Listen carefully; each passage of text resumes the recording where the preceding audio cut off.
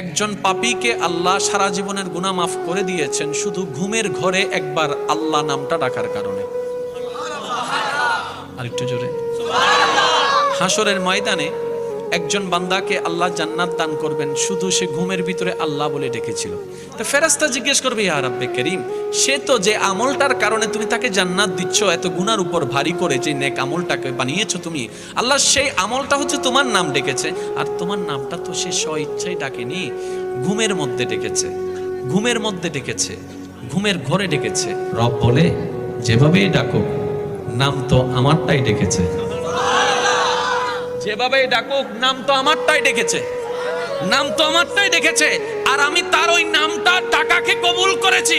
ও ফেরেশতা, এক পাল্লায় সেই নামটার ওজন রাখো, আরেক পাল্লা তার সারা জীবনের গুনাহকে রাখো। সেই দিন হাসরের ময়দানে ওই একটা নাম ডাকাটাই ভারী হয়ে যাবে। সুবহানাল্লাহ।